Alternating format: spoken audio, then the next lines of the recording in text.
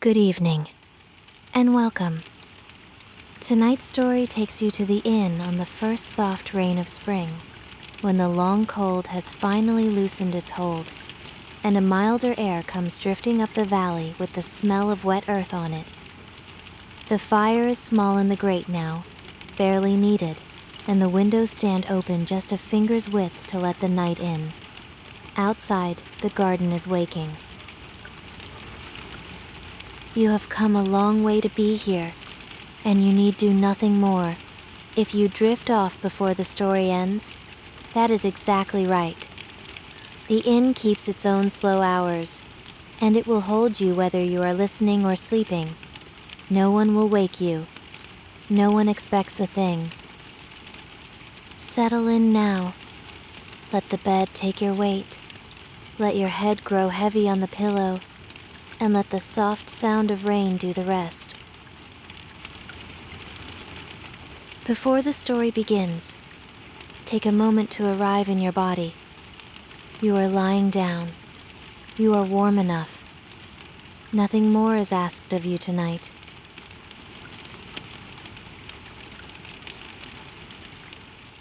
Bring your attention gently to your feet. You do not need to move them. Just notice them, and let them grow heavy, as if they were filling slowly with warm sand.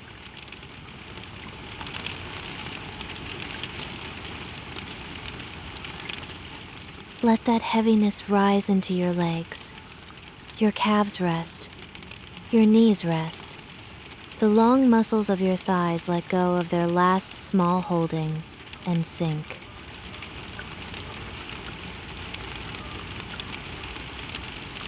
Your hands now, let the fingers uncurl on their own. Your arms grow heavy at your sides, heavy and warm, like rope laid down in soft coils, finished with the day's work.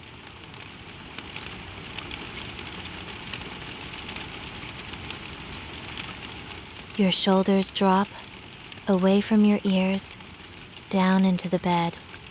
Your jaw unclenches. The small muscles around your eyes smooth out, the way water smooths when the wind is gone.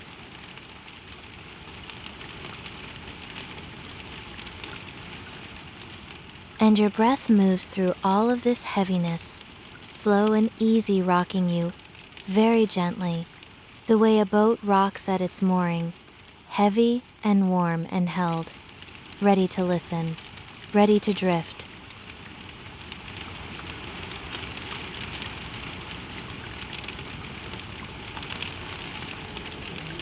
The rain came in the night without any warning, the way the first spring rain always does. You did not hear it begin. You only became aware slowly that the air in the room had changed. There is a sound the world makes when it rains for the first time after winter, and it is the softest sound there is.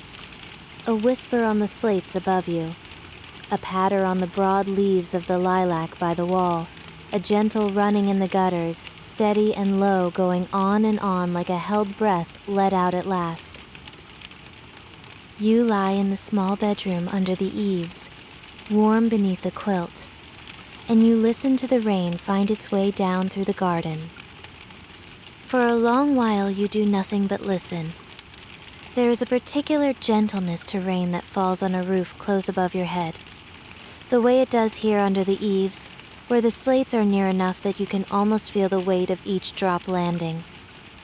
It is not the great drumming rain of summer storms.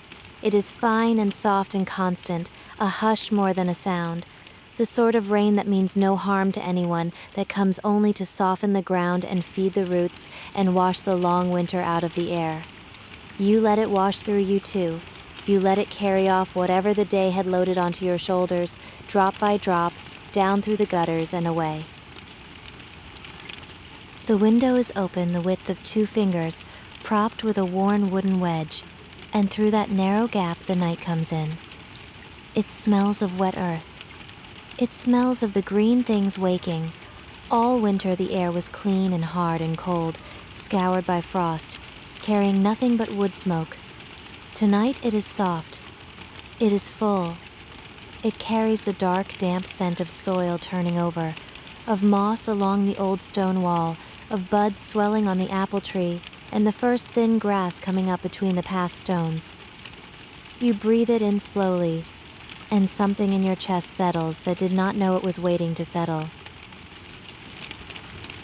This is the smell of the year beginning again.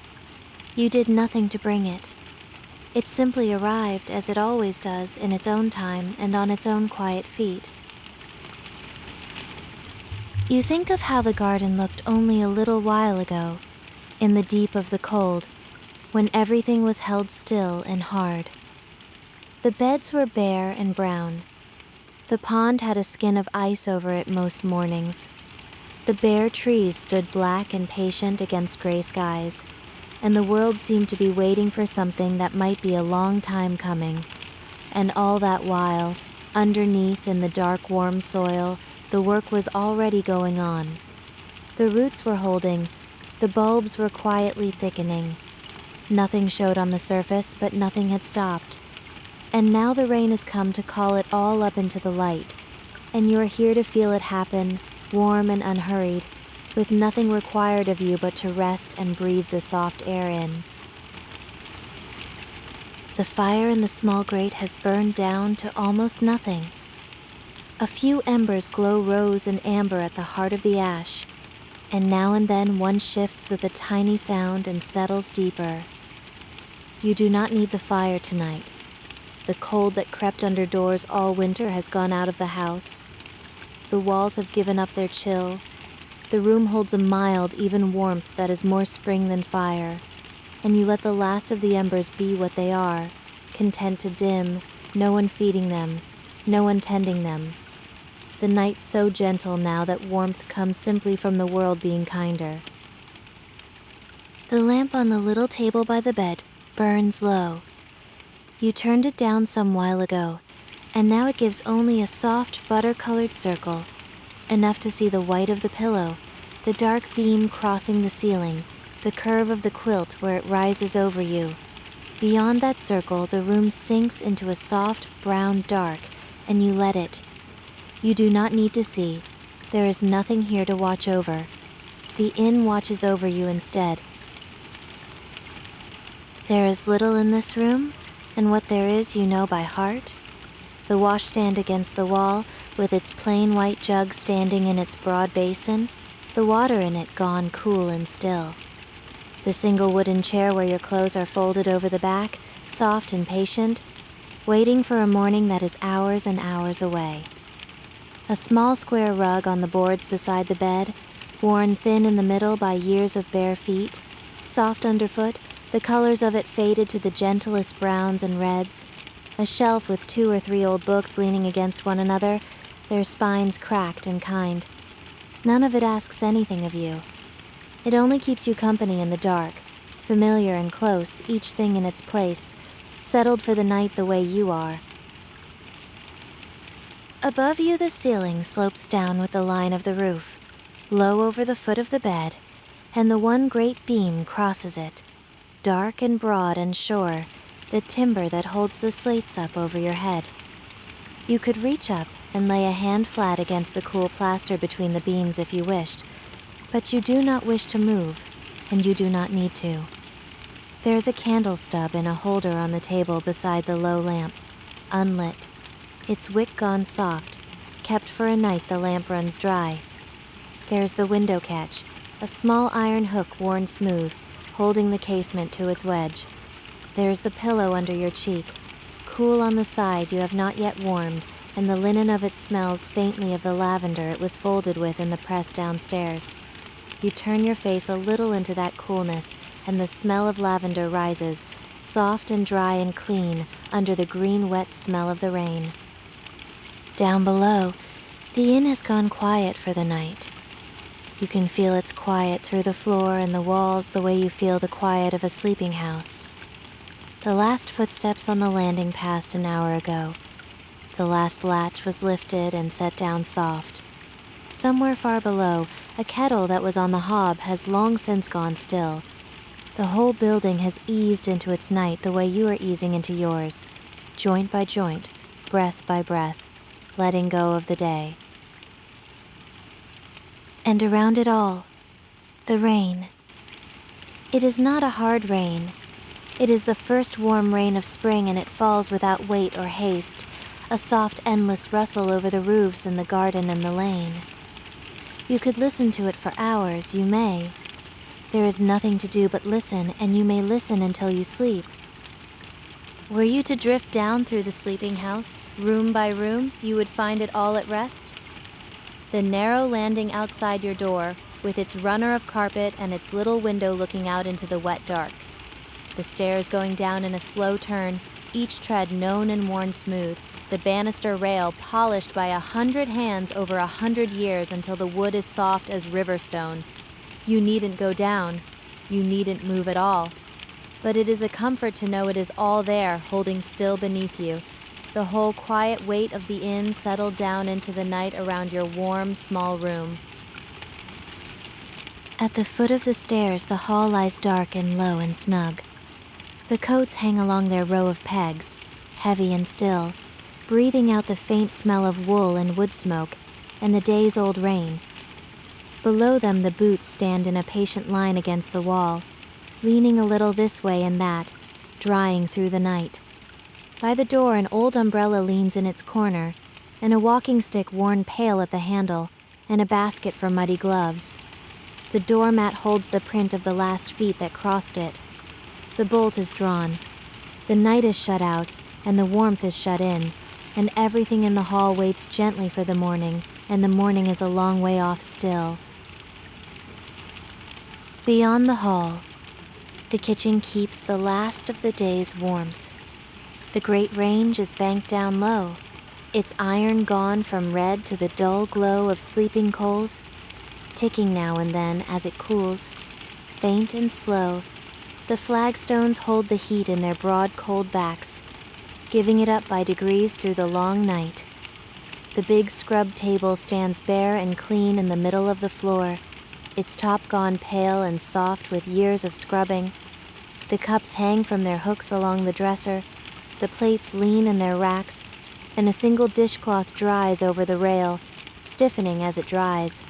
A bowl of dough rests under a cloth on the warm shelf, rising in its own slow time, swelling the way the bulbs swell under the dark ground outside. Nothing in the kitchen needs tending. It mines itself through the night, warm and clean and ready, and the rain whispers at its black window, and the coals tick low. The cat of the inn is asleep on the warm flagstones close by the range, curled into a soft, round nose tucked under one paw, the slow tide of her breathing lifting and lowering her side. She found the warmest stone in the house and made it hers for the night, as cats will, and there she stays far past all caring for the rain at the window. Now and then an ear turns the faintest twitch toward some small sound only she can hear, and then it settles again, and she sinks deeper. She has the whole long night to sleep in, and means to sleep in all of it. You feel a kind of kinship with her there in the dark, two small, warm sleeping things under the one old roof, breathing slow, while the rain comes down over everything outside. Below the kitchen, down a few worn steps behind a low door, the cellar holds the deepest cool and the deepest quiet in the house. The barrels rest on their stillage in the dark, round and patient. The stone floor is always a little damp, and the air down there is thick and earthy, and even the same in winter as in spring, holding to its own slow temper while the seasons turn above. The rain cannot reach it. The cold could not quite reach it either. It is the still heart of the inn, dark and cool and unchanging, and to think of it is to feel how deeply the house is rooted into the ground, how far down its stillness goes, how safely it stands over you while you rest near the top of it under the eaves. Off the kitchen, the little pantry holds its cool, dark store. Jars of last year's jam stand in their rows, ruby and amber behind the glass, sealed and patient. Crocks of butter, a round of cheese under its dome, a string of onions hung from a beam, a sack of flour folded shut. The air in there is cool and sweet and still, the coolest air in all the sleeping house, and it smells of apples kept long past their season, and of dry wood, and of the faint, clean dust of meal. You think of all those small-kept things in the dark, gathered in the autumn against the winter, and how the winter is over now, and how some of them have lasted through to see the spring.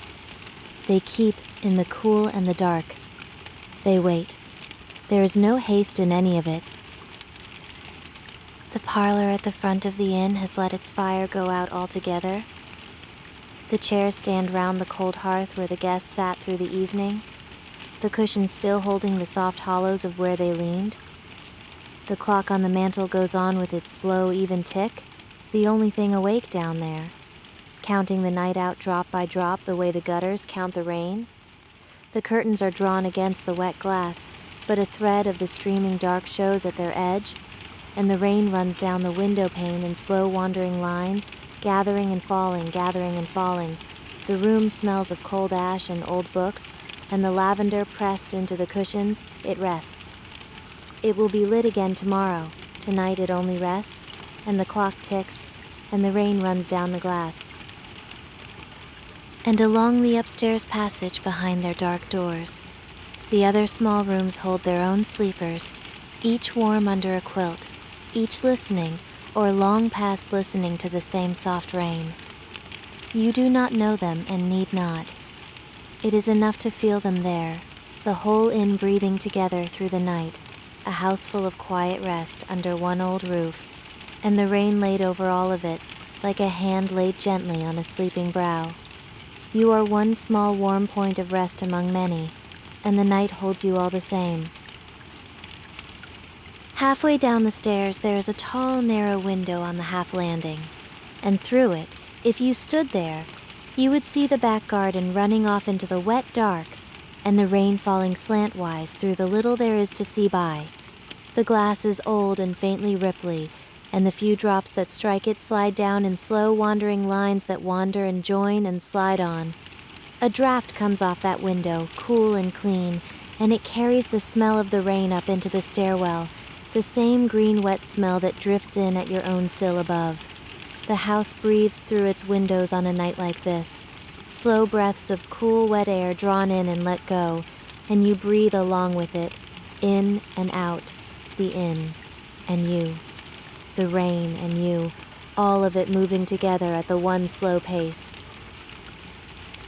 The old beams of your room have settled into their night too. They are dark with age, the wood gone the color of strong tea, and they have held this roof up over more springs than anyone could count. They have heard a great many first rains. They creak now and then, very softly, as the milder air loosens what the frost had tightened, a small kindly sound, the sound of an old house easing in the warmth. You needn't mind it. It is only the inn settling around you, the way a sleeping body settles, finding its comfortable shape for the night and keeping you safe inside it. In the garden below your window, the first rain is doing its slow work. You cannot see it in the dark, but you know it. You can feel it through the open gap and through the smell that rises. The flower beds, bare and brown and frozen hard only weeks ago, are softening now. The earth drinks. Each drop sinks down through the dark soil to the roots that have waited there all winter, patient as stones, and the water wakes them. Under the cold ground, the bulbs have been swelling in secret, and tonight the rain reaches them. The snowdrops are already up along the wall, small and white and bowing. The first green spears of the daffodils have pushed clear of the leaf litter, tight buds still folded, biding their hour. The crocuses open their cups in the daytime now and close them again at dusk. None of it asks anything of you. It simply grows, slowly in the dark, in the rain, while you lie warm and let it. The little pond at the side of the garden is open water again. All winter it wore its skin of ice, gray and blind, and the leaves froze into it, and the birds went thirsty to the trough instead. Now the ice is gone, and the rain falls onto the dark surface and rings it all over with circles circles that spread and cross and smooth and spread again, on and on, a slow, endless patterning that no one is there to watch. The reeds at the edge are pushing up their first green, and down in the cold, dark water, the things that slept all winter in the mud are stirring, slow and dim, feeling the change come down to them through the water. The pond drinks the rain into itself and brims a little higher, and the circles spread and spread and spread. Along the low stone wall, the moss has come back a deeper green, soft and thick and damp, and the rain beads on it and soaks into it and makes it greener still. There is a bench by that wall, a plain wooden bench gone silver with the weather, and in a month or two you might sit there of an evening with the light still in the sky and the blossom coming on the apple tree. But that is for later. Tonight the bench stands empty in the rain, and the moss drinks, and the wall holds the warmth of the day a little longer than the air around it, the way old stone does. You picture it all in the dark, soft and wet and waking, and the picturing of it slows your breath further still. The wall runs the length of the garden, and the rain runs along the top of it, finding the dips worn into the old coping stones, gathering into little runnels, slipping over the edge in slow threads. Here and there a fern has rooted in a crevice of the wall, and its new fronds are uncurling, tight green knuckles loosening into leaf, beaded all over with the rain. A snail has come out into the wet and travels the face of the stone, slow beyond slowness, in no haste at all, leaving its silver thread behind it. Everything that moves tonight moves slowly. Everything that grows tonight grows in the dark, unwatched, unhurried, asking nothing. You are part of it, lying still, breathing slow, growing heavier and warmer where you lie.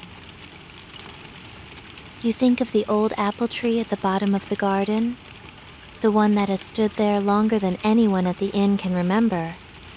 Its black branches were bare against the winter sky for so many months. Now the buds along them are swelling, small and tight and silver green, and the rain runs down the dark bark and gathers at the joints of the twigs and falls, drop by slow drop onto the waking grass below. In a few weeks, the tree will be a cloud of pink and white. Tonight it only stands in the soft rain and drinks, and you do not have to wait for the blossom. You only have to rest, here, now, while the tree does its quiet growing in the dark. Beyond the apple tree, past the bottom gate, the few old trees of the little orchard stand spaced apart in the wet grass. The pear and the plum and the gnarled old damson, each one black and dripping and faintly silvering at its tips. The grass between them has grown long and soft over the winter, and it lies down under the weight of the rain, and the water gathers in it and shines where there is anything to shine by. A wren went to roost somewhere in the tangle of the hedge by the orchard, small and round and out of the wet, and a hedgehog has woken from its long sleep under the leaf pile in the corner and goes about its slow business in the dark, snuffling among the wet leaves, troubling no one. The orchard waits for its blossom the way the whole garden waits, without impatience, without effort, simply standing in the rain and letting the spring come up into it. The sound of the rain changes as it moves through the garden. On the slate roof above you, it is a fine, even hush. On the broad leaves of the lilac, it is a soft, irregular patter, a little louder, a little nearer. In the water butt by the wall where the downpipe empties, it makes a low, full musical note, a slow filling that deepens by the smallest degree as the night goes on.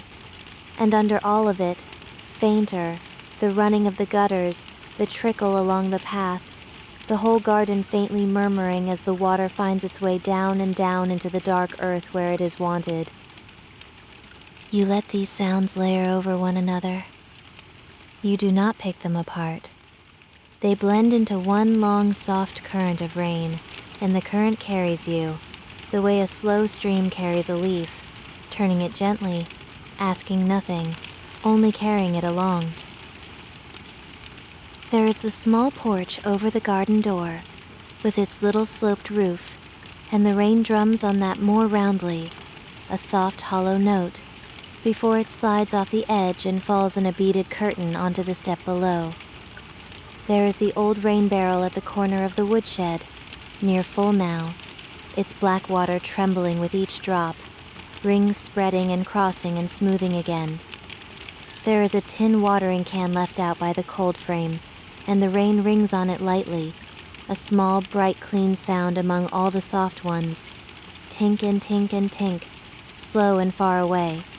And there are the cobbles of the little yard, gleaming wet in the dark, each rounded stone holding its own thin film of water, the whole yard one dim sheet of shine if there were any light to show it. You do not need the light. You hear it all, soft and layered and near, and it folds around you like another quilt. In the corner of the yard stands the old pump over the well, its iron handle resting down, its spout dark, and the rain runs off its curved back and gathers at the lip, and falls in slow single drops onto the worn stone trough beneath, where the birds drink in the daytime and where tonight the rain makes its own slow filling. Deep below the pump, the well holds its still black water, cool and patient, the same water the inn has drawn up morning after morning for longer than anyone remembers.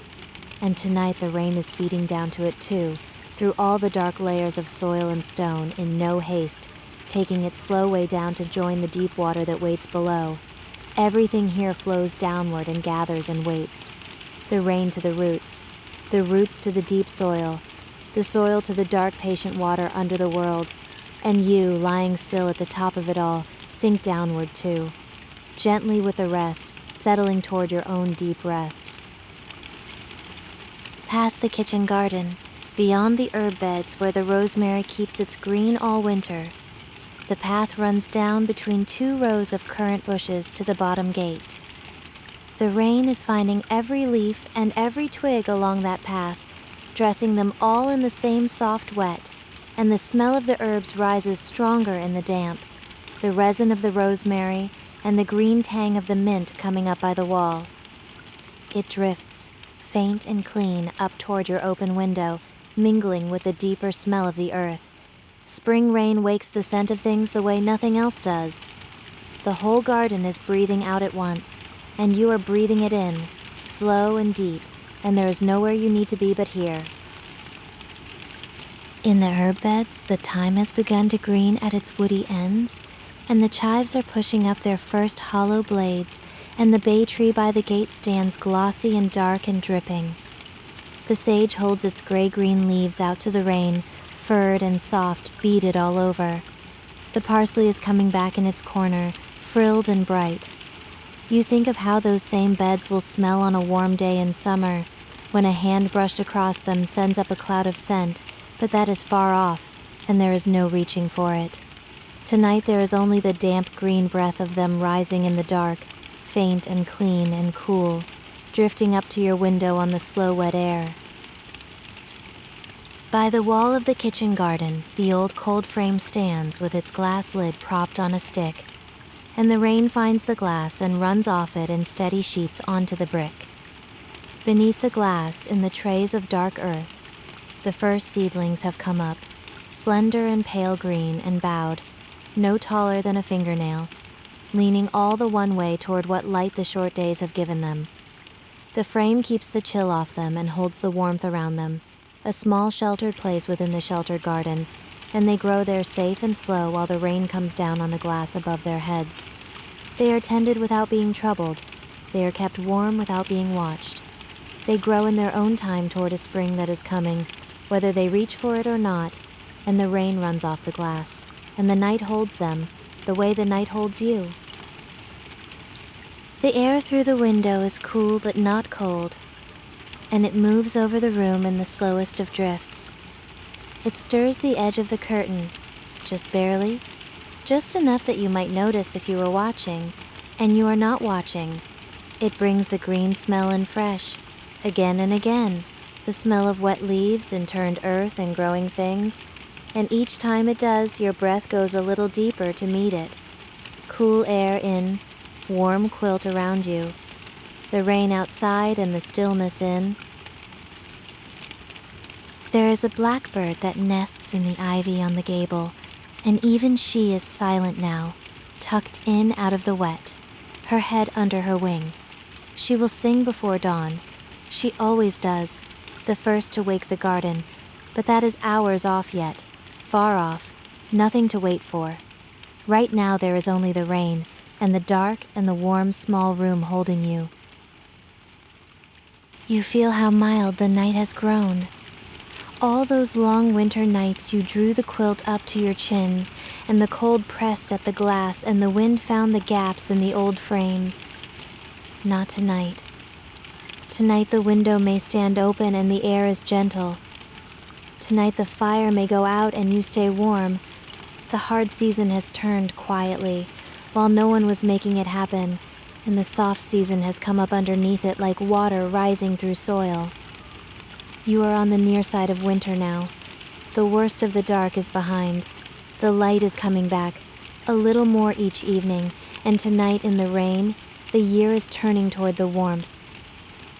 You did not have to do anything for the spring to come. It came on its own. It always comes, and it has brought this soft rain to lay over the garden and the roofs and you. This same rain has come to this same garden so many springs before, long before you, and will come again long after, soft and even and kind, year upon year, turning under the cold and washing it away. The old inn has stood through all of them. The apple tree has drunk 100 of them. The first rain comes, and the snowdrops bow, and the daffodils unfold, and the blossom breaks, and it has done so over and over for longer than any memory holds. And there is the deepest comfort in that, in the turning that goes round and asks nothing of you, that carried those who came before and will carry those who come after, and that holds you tonight, warm in your small room exactly where you belong in it. You need not keep the year turning.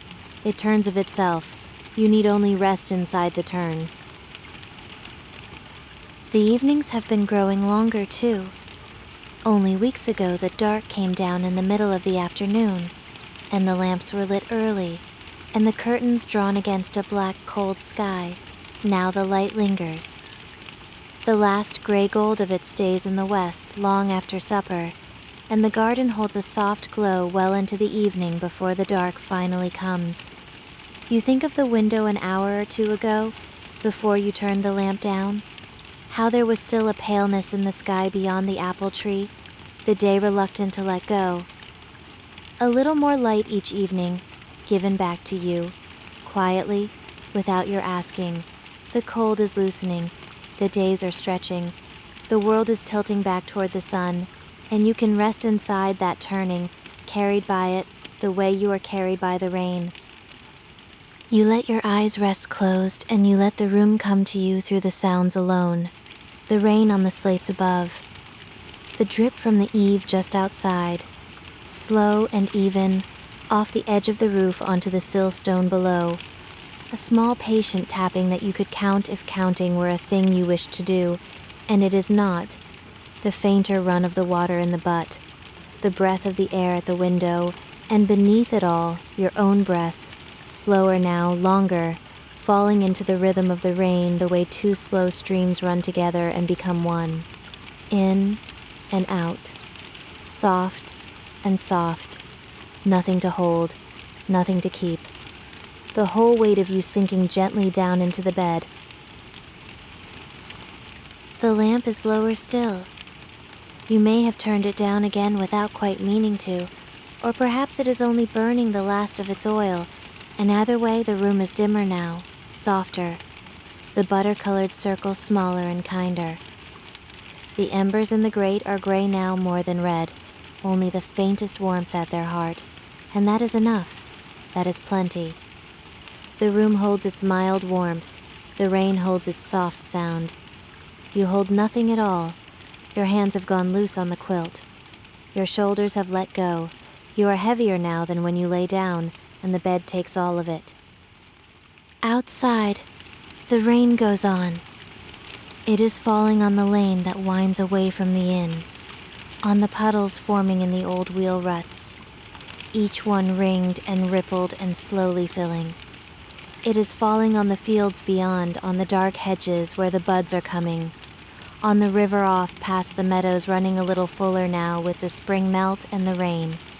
It is falling on the whole sleeping countryside, soft and warm and even washing the last of winter away. And somewhere at the heart of all that gentle falling water is this small warm room, and in the room this bed, and in the bed you. Out along the lane the rain finds the bare hedges and the first green tips just showing in them, the hawthorn coming into leaf, the bramble unrolling its young red shoots. It finds the gateways gone to soft mud, and the field beyond where the grass is greening, and the sheep folded somewhere in the lee of a wall, their backs to the wet, dreaming their slow dreams. It finds the church tower in the village further off, and the few lit windows there, and the many dark ones. It falls on it all the same, without choosing, without hurrying, soft over the whole wide dark valley. And all of that wide soft falling gathers in your ear into one small near hush on the slates above your head, and that is all of it you need. The garden drinks. The earth softens. The roots wake. None of it is fast. None of it comes all at once. The spring comes the way sleep comes, the way it is coming to you now, slowly, from below, from the dark, rising up gentle and warm and sure. You breathe in the green, wet smell of the waking earth. You breathe it out. The rain whispers on the slates. The water deepens in the butt by the wall, one slow note.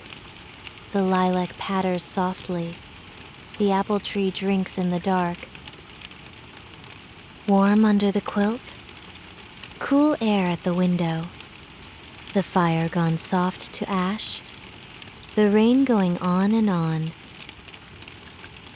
The garden waking. The earth drinking. The roots reaching up toward the rain. The hall is dark and the coats hang still. The kitchen coals tick low. The clock in the parlor counts the soft hours down. The whole inn rests, and you rest in it, warm and small and held. Soft rain on the slates. Soft earth in the dark. Green things growing where no one sees. The cat sleeps by the warm stone. The seedlings lean in the dark frame. The pond fills slow with rings. The well water waits below. The rain comes down on all of it, soft and even, and on you, and on you. Soft rain, wet earth, green things growing in the dark. Mild air, low lamp, the first rain of spring. The rain whispers on. The garden grows on. You sink down warm and slow into the soft sound of it. Soft rain on the slates. Soft earth in the dark. The year turning gentle toward the warmth. The drip off the eave. Slow and even. The water in the butt. One low note. The breath of the air at the window. Your own breath, slower still. Warm, held, soft, slow. Rest now. The rain will fall all night. The garden will wake without you. The spring has come and it asks nothing, and it holds you, and the rain falls soft and falls soft and falls.